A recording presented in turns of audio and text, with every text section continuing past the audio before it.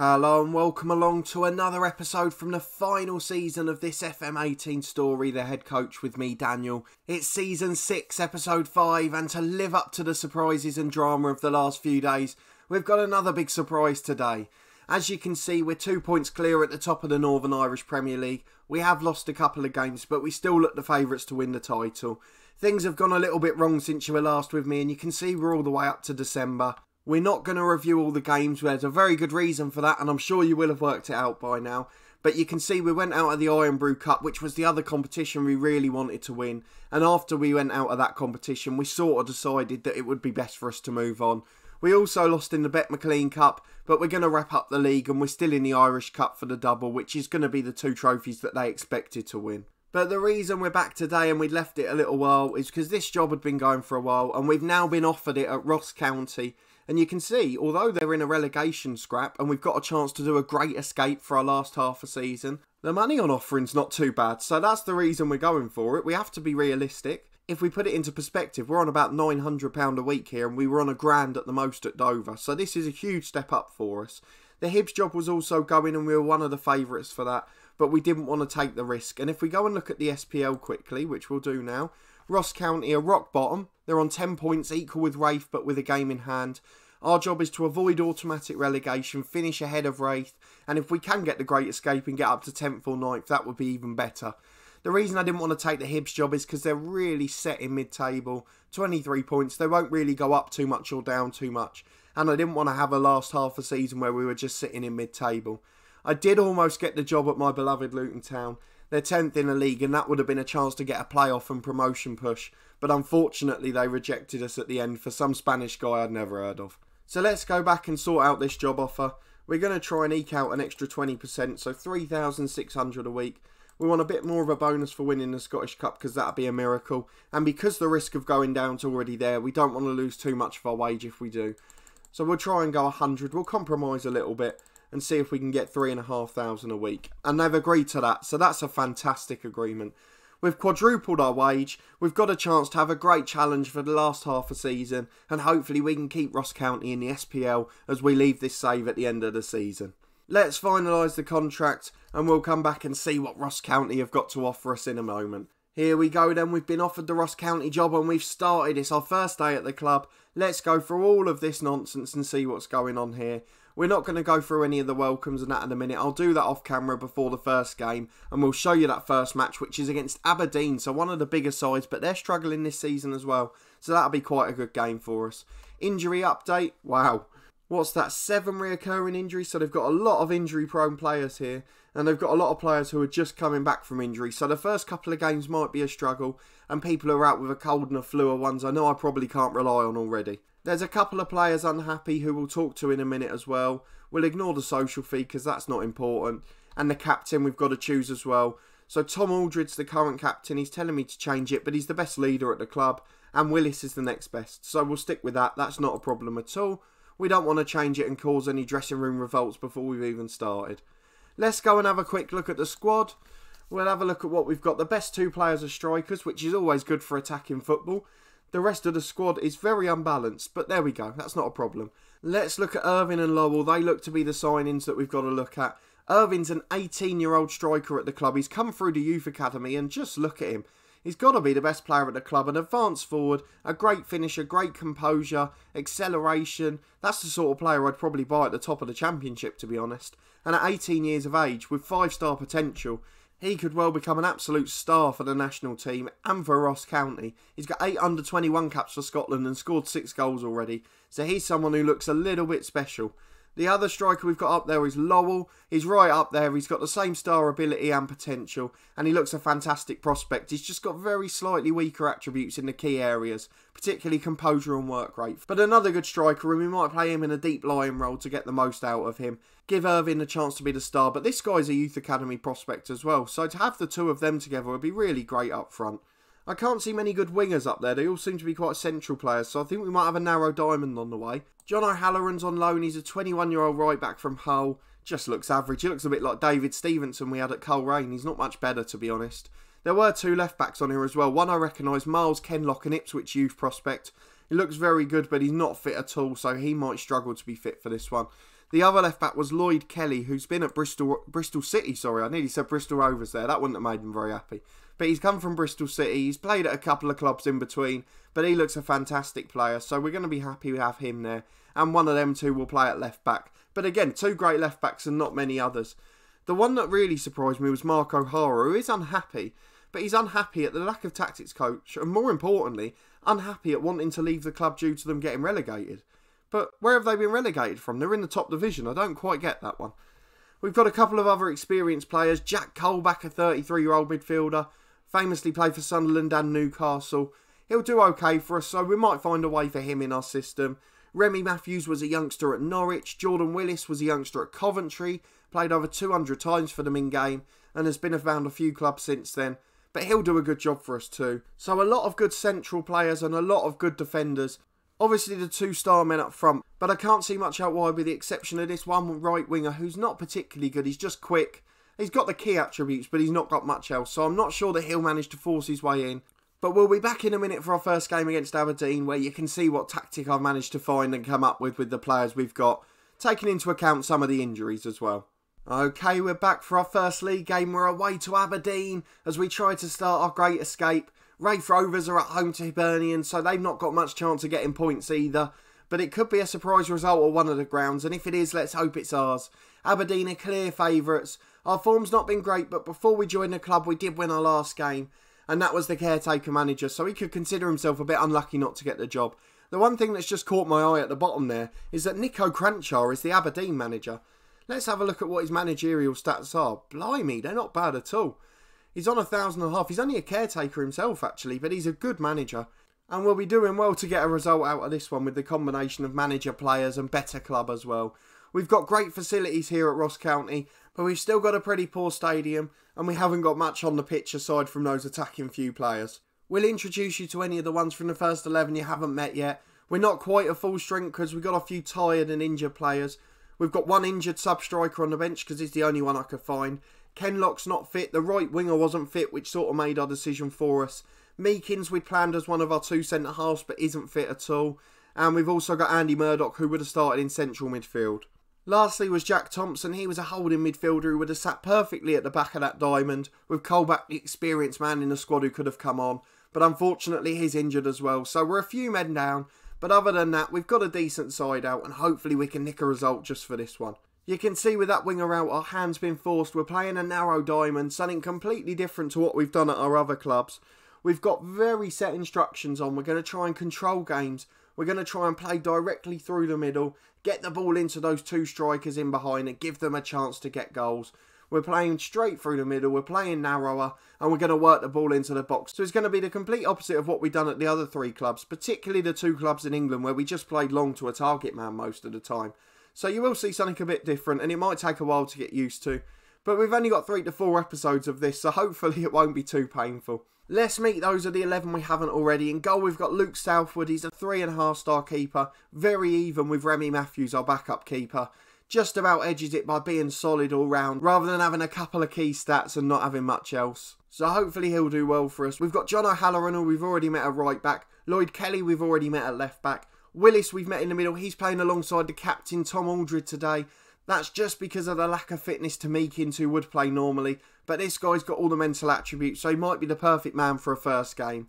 In the holding role, we've got Colback, who played at Newcastle and Sunderland. We did meet him briefly, but he's another man we're going to be relying on today. In the middle, we've got O'Sullivan, who's an experienced player. Been on loan all over the place, started out at Blackburn. He's a cracking player, high aggression in a lot of these players, and a good work rate as well. If we do want to turn to a more traditional 4-man midfield in the end, he might end up on the left because we haven't got many options out there, and he can cover all over the place because he's a very versatile man.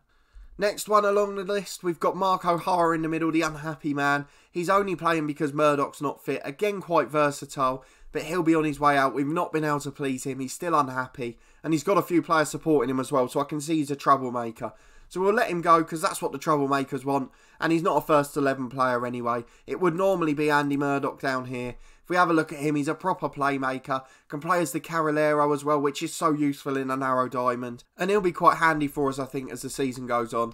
We go back to our star man in attacking midfield, which is Eze, I think it's pronounced. Apologies if it's wrong. He's a 3.5 star attacking midfielder with 4.5 star potential. 24 years old, he's been here a couple of seasons, and he looks a fantastic young player. Got good attributes all over the place and very solid physically, so we'll be looking for him to get in behind the two strikers, which we've already met are our star men. Lowell and Eze are nowhere near fit, but there's no replacements in those positions, with the exception of Sullivan into the attacking midfield. But then we haven't got any others that can play in the centre at the moment. So we've got to get through this game. We've got a week rest after before we play against Partick Thistle, who are right up there near the top. So hopefully we'll be able to get a bit of confidence on the board. The main aim for today is just to try and get a good performance and get used to this shape. They're fairly familiar with the tactic, which is good, so hopefully that will work out well. It's just the creative freedom and the attacking mentality that's a bit off. Defensively, they should be fairly solid. So let's get into the game and see if we can pull off a shock. I'll apologise for my voice again, it's a little bit croaky. We still haven't managed to shift the sore throat, but other than that, we're doing okay, and what a disaster. Our first game, we're playing against the dreaded 4-3-3. There's only one way this is going to end, but this tactic might be quite handy against it, as it's fairly narrow-based as well. You never know. We're just going to encourage them. They've got nothing to lose. We've got a change in tactic, apparently. I don't know what they were doing before. It's not something I'm going to look at. I'm picking the one that's best for me. Hopefully, our director of football will spend a bit of money in January. There's a few $100,000 in the kitty, not much on the wage bill, but hopefully if we can sell a couple like O'Hara, we'll be alright. We've got to watch this early on. They're going to get crosses into the box, but we've got two fairly big men in the middle, so hopefully we can deal with the crosses. But the three strikers are always going to be a pain for us. Controlling a game against a 4-3-3 is always difficult. And as they get the ball in, that's going to be one, is it? No, Southwood makes a save. But they've had two clear-cut chances in 2.5 minutes, I think that is. They're coming forward again. We just can't get out. 3 minutes in and they're having their third attack now. This right-hand side's been absolutely deadly so far. They've crossed it into Schmidt, who's put it over, and immediately, because of the formation we're playing, we're going to go for tactical changes. We're going to go to standard, and more importantly, we're also going to change some of our players' mentalities, namely the fullbacks, so we're going to go to more defensive modes, because we're getting caught in behind so often there, and I don't want that to be happening throughout the match. I'd set the left-back up for Kenlock, and he's not quite the same Lloyd Kelly, he's more defensive. They're heading it away, but Colback's won it, and unfortunately they're bringing it away again. We haven't had a kick in this game yet. The front three are all over us, and this right-back's just surging forward against us. That's going to be a penalty. Surely it is. Another stupid challenge by a Coleraine. And no matter what club we're at, that doesn't change. We're giving away a stupid penalty, and that's the last thing we want to do at the start of the game. And unfortunately, we haven't got a right-back to take him out. He's got his head in his hands, and right he should. He's been absolutely terrible so far, and what a stupid thing to give away early on, where they've had attacks but not looked like scoring, and they're 1-0 up. And you can see the cohesion for the teams all over the place. We're going to stick with this formation and get used to it, but we can't string 3 or 4 passes together, and they're all decent passers of the ball. They've got 12 or 13 for their ratings. There's nothing wrong with it. They just haven't got any match coherence at all. The players haven't played together too often in this formation. Some of the really poor players had been playing first team football. I don't know what had been going on here before, but it was an absolute shambles. And we have to accept it's probably going to take a month or so to get used to it. They've crossed it in again, which Aldred heads away. Don't forget we're missing 4 or 5 of our first 11 today. So don't get too panicky about it. But with 7 minutes gone, they've had 4 chances and 2/3 of the possession. And they're now 2-0 up with 8 minutes gone. And you know what? I'm going to go back to what I suggested at the start. We want them to get used to the formation we're going to play, if nothing else. So we're going to do that. We're going to put the players back to attacking fullbacks. Let's see if we can just put a bit of pressure on them. That's the most important thing. We've got a free kick coming into the box to Aldred, the captain. He heads over. We're in 10 minutes gone. It's still 2-0. And we don't look particularly comfortable so far.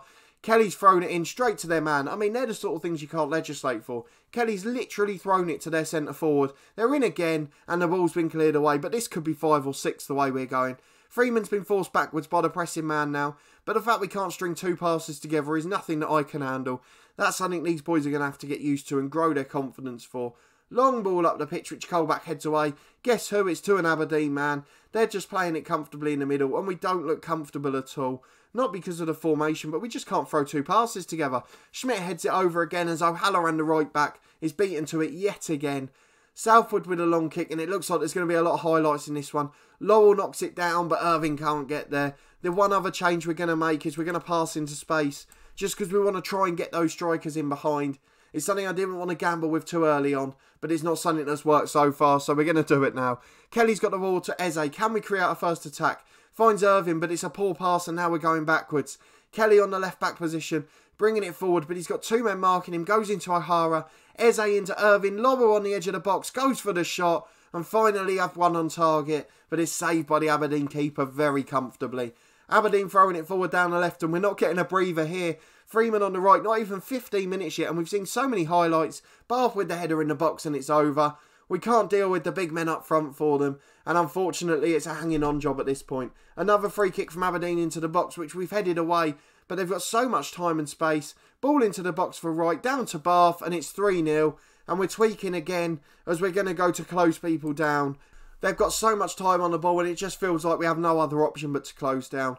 The idea was to let them go wide, dominate possession in the wide areas, but we deal with the crosses. But when they've got a front three, we can't deal with it. And although it's very easy to panic and come along and say, look what the state of this club is, you just have to think about the times we've played against a 4-3-3 at other clubs, where it's been absolutely awful and we've not been able to cope. So I'm not too worried to base it on this performance, but if every other club in the division plays a 4-3-3, then we might be a bit in trouble. But O'Hara's got it in the middle now to Irving. Can we get a goal? Irving back to O'Halloran. A goal would make us feel a little bit better. He's going to get the cross into the box. Shinnie clears away. O'Sullivan to O'Hara. Deflects in towards Irving, but it's cleared away. And it's still 3-0. And I'm still absolutely all over the place. I'm talking absolute nonsense at times. I can't string a sentence together. But the front three are coming forward again. And it's a 4-3-3.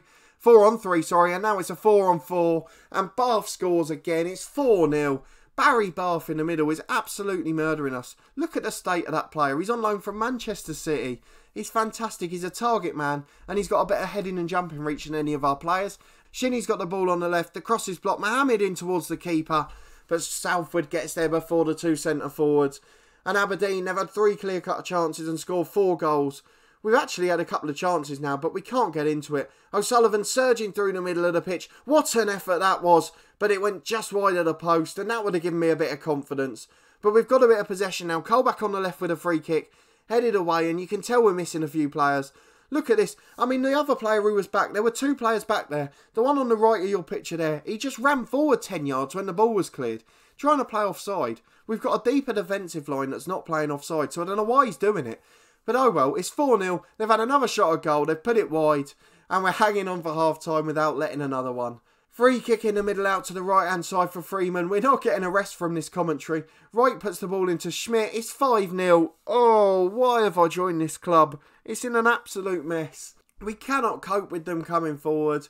And I don't know what the score's going to be here. It could well be double figures. I know it's a new formation to get used to, and I know it's a bit different. But every time they attack, we concede. Lowell's in one-on-one, and his high finishing has made no difference there, as he gets it straight at the keeper, and Lewis can tip it behind. The corner's into the box, easily headed away. We've got no aerial prowess at all at the club, which is why we're playing this formation. Look at the way they're overlapping from corners. It's scary, them on the counter-attack. Willis with the header straight at the keeper, but it's still 5-0, and we're getting warnings to close them all down. We haven't got any aerial prowess at the club, bar Aldred, the captain. It's really quite scary. Irving's getting in again, and we've had loads of chances now, but we can't convert. If you look at the clear-cut chances, it should be 4-2. So the fact it's 5-0 does suggest there's some deficiency somewhere. We've been absolutely awful all over the park, and I will work these boys into shape. It's a shame it's not FM19 already, really, because we could have got onto those new trainings and forced them into triple sessions every day. But unfortunately, as it is, we don't have that much control, and we're just going to have to try and work these kids into shape. And it's only a couple of weeks until the January transfer window, where hopefully our director of football, that our chairman will appoint, because we haven't got one at the club already, he'll work them into shape. He'll get a couple of signings in. And Eze's in on goal. It's another great save by Lewis. It's now 4-3 on clear-cut chances. So the fact we're losing this 5-0 is a bit disturbing based on that. We're not clinical in front of goal, despite having 3 players who are excellent finishers. Better than Bath, who scored a few goals for them. And we've also got defenders who can't cope at the back. O'Hara's got the ball into the box and it's cleared. And I've got no doubts his attitude's causing problems at the club. We want to get rid of that troublemaker and get a few men in. They're dominating on the edge of the box again. Have a shot from the edge, but it's still 5-0. And at half-time, we look slightly better now. We've had nearly an even game towards the end of the half. We've had more possession. We're dominating the game in this last 15 minutes or so, as we've got a 3-on-2 now. Can we finally score? What's Irving doing? A man with 15 composure, and he just whacks it as soon as he gets the ball. Lewis with a goal kick for Aberdeen. Long ball up pitch, which Aldred wins. It's going to fall for them in the holding midfield role, and they're just going to bring it forward comfortably again out wide. Ball forward in behind, but Aldred, the captain, gets there. Clears it straight into their path 25 yards out despite having time. But now we're in the middle. Laurel gets the ball from Irving into the box, straight at the keeper. And I'm not quite sure why these two players are rated so highly for finishing composure and pace. Because they've been caught up and their finishing and composure has been absolutely appalling in this game. They're young lads, but they're not working very hard and they're not doing very well. And O'Hara's been the weak link in the middle of midfield. At right back, O'Halloran's been absolutely appalling. And they're the two changes we're going to make at half time. We're going to give them an absolute mauling. It's not acceptable for our first game at the club. Realistically, only joining a game ago, we probably should have just watched this one from the stands. But I want to get involved and see how bad these kids are. And they really are bad, let me promise you that. Sean McIntosh is going to come in the middle. I'm not sure what his best position is. Ball winning support, we'll have that. We're also going to bring on Hayden White at right back. He's not very good, but we haven't got anyone else up there. We haven't got any other changes that fit into our formation. Just an assortment of wingers that are really poor. And the one winger that's decent but very tired. So we're going to get into this second half and hopefully it'll be a bit better. And hopefully there'll be a few less highlights because I am absolutely knackered after that half. Eze gives the ball away in the middle again despite being a good technical footballer. We can't keep up with the runners. It looks like we're not playing the deep defensive line we've put in place. I don't know why they're not doing it, but it seems like they're going to take a while to get into our instructions, and hopefully this will be a wake-up call for them. Don't follow it and do what you want, and look at what the score will be. Freeman gets it in, Aldred heads it away. De Silva Lopez gets the ball in the middle, but finally gives it away. Kelly forward to Irving. Irving's supposed to be the advanced forward of the two, and they're just not following the tactical instructions at all. I don't know if it's because I'm a lower reputation to the players, or I don't know if it's just because they've got poor confidence and don't trust anything. But they've not followed it at all, and if they had been, I think it'd be a lot closer. Aldred clears the ball out for a throw, and the highlight ends with 5 minutes of the half gone. And then weirdly, we get an alert for added time at the end of the first half. They've got a free kick, and with time on the edge again, the shot's blocked. Irving again is the deeper lying man and brings it away. Why is the advance forward so deep all of the time? I don't get it. Kelly with a throw on the left to Colback. We're nearly at the hour mark now. McIntosh the sub in the middle to Eze. Eze slots it to Laurel. Laurel out to Kelly on the left. We've got 4 in the box if we can find them. But the cross is absolutely diabolical and just hits the right back. And now he's out of position for a 2-on-2 on the counter-attack. Into Bath, but is cleared away well by the centre-half Willis. Velasquez clears long. Wright will chase it. Kelly should get there first and does. And Kelly clears long into the distance. Laurel to Irving. Irving's got the ball in the middle. Finds Eze. Eze to Laurel. He's in one-on-one. Can we finally score a goal? We can. He slots that one perfectly into the bottom corner. And we've had more shots on target and more possession in this game. And let's not forget, despite it being 5-1, it's 4-4 on clear-cut chances. That's what we should be looking at. We have had a fairly even game. And if our director of football can find us a good right back, and if we can get Meekins back in the middle for Aldred, who's been absolutely awful, hopefully we'll have a decent side. Murdoch would play as a deeper midfielder, rather the disgruntled O'Hara in the middle, who was poor today. We've got a free kick in and Willis has scored again. And there's some confidence. If we can get 3 or 4 in this game, make it a close game, it'd be really good. But you can see in terms of the stats, bar that first half an hour where we're experimenting and getting used to things, we've dominated a 4-3-3, which is something we've never actually done before. And we've got a couple of goals to show for it in this second half, as we played really well. But Freeman's got it on the right again, into Southwood, who deals with it comfortably. Aldred is a man we've got to watch out for. He's gone back up to 6.6 now because he got the assist for that Willis goal. But he's been really poor defensively, which is what I actually want him to do. Meekins will be in for him when fit. At right back, we've got to look for a signing because Hayden White's not good enough on a long-term basis. And he's also unhappy at the club. So unless he drops that unhappiness if he plays 2 or 3 games, we haven't really got an option there. O'Halloran's poor. We're not going to play him too often. We need to get a right back into the club, I think. And we need to get one midfielder just so we've got some backups. We could also do with another decent striker. And I might play Irving and Laurel as advanced forwards because Laurel's been going in behind anyway. Irving's not gone in behind once despite being the advanced man. And with 10 minutes to go, it's settling down a bit now. But at 5-2, we feel a bit better than we did at half-time. Just 30 seconds of stoppage time left as Colback whips a cross in. Shinnie heads away and it looks like it's going to finish 5-2. Kelly's coming and attacking the ball into Willis. Willis is going to go backwards and just keep possession for White. White gives it away, which sort of shows that our right back isn't good enough. They're bringing it away, Aberdeen, but it's going to be full time any second now. It is. It's 5-2, but it was 4-all on clear-cut chances. We had more shots on target in the game and had more possession. but Barry Bath's hat-trick just put us to the sword. He's a good finisher and a good player on loan from Manchester City, and his aerial prowess made the difference with one goal, and his finishing ability the difference with the other two. But not a terrible performance there. The assistant manager's actually asking us to tell him it was excellent. I'm not going to go quite that far, I don't think, but we'll say they were unlucky and they gave it their best shot. So they're quite happy with that. The second half performance was very good, and if we can take that into some of our home games, particularly where teams will be playing slightly more defensive formations, I think we might be able to get involved and get out of that relegation struggle. Kilmarnock have only got a point this weekend, so they're only 8 points ahead of us still. Morton only 10 points ahead, and Rafe still on the same points after a 3-0 defeat to Hibs. Let's see what they've said about the game quickly. Don Strike lucky sums it up perfectly. We weren't outplayed at all. It was just a very lucky performance. Under their new manager, they made a bit of an impact. Gary Caldwell was the one who left, and Nico Cranchar, we said he's a good manager, and 20 for tactics. He went for the exploit, the 4-3-3, and it worked, so fair play to him. We'll do the press conference in a minute. The anger at our first half was very much clear to see. Aldred, the captain's coming out and saying that in public, which I'm not very happy about. At least in the second half, the boys responded, but that's something I'm going to have to watch out for as well. If we go and have a quick look at the schedule, it's very easy to see when we're going to be back. We're going to come back at the end of January. Hopefully we'll have a few signings we can talk about, a bit of change at the club, and hopefully a few good results as well. The one problem I've got is that Partick game is the only home game we've got in our next 5. So we haven't got a home game after that until this Rangers game at the end of January. It's the Old Firm doubleheader. Rangers at home and then Celtic away. As I said, that'll be episode 6, and then we'll only have one day before FM19.